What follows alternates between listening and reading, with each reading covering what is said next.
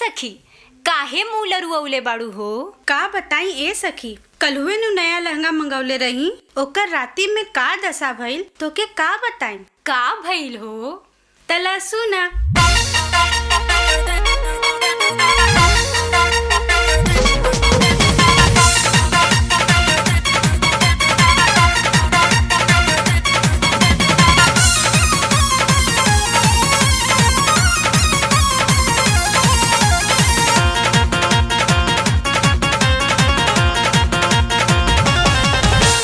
चढ़ली रही जवानी के पानी झाड़ दिहले राजा जी,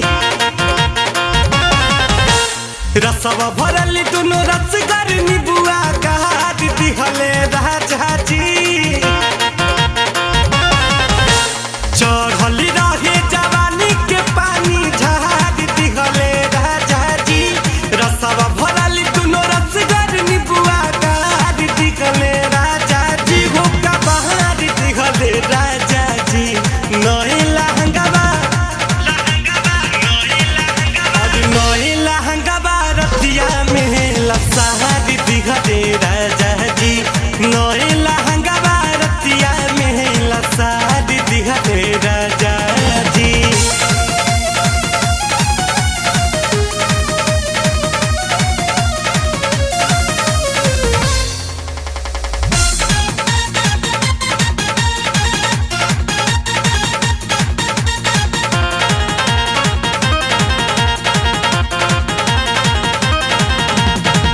चलो न जाला होला तेरी परेशानी, हौसले न नदिया देखी कसतिया बनी।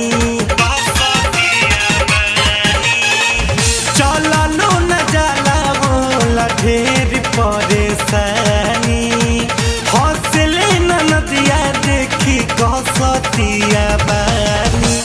खींचा तनी में सिल्क के सड़िया फाड़ दिहले राजा जी, चोरी चोरी कैलस पलंगिया भुइया उतार लिहले राजा जी। हो का बहार दिहले राजा जी, नए लहंगावा नए लहंगावा रतिया में लसहार दिहले राजा जी, नए लहंगावा रतिया में लसहार दिहले राजा जी।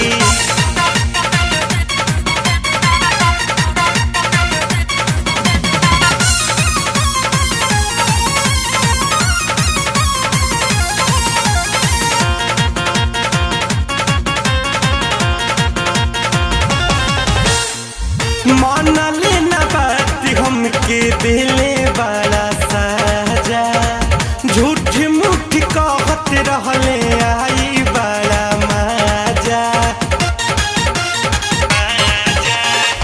मनले न बात हमके दिले बड़ा साजा, झूठ मूठ कहत रहले आई बड़ा मजा। हंसी हंसी बोली बोली मतिया हमरो मार दिहले राजा जी, रहेला बालब भरल घड़ी लबा ढार दिहले राजा जी। हो का बहार दिहले राजा जी, नए लहंगावा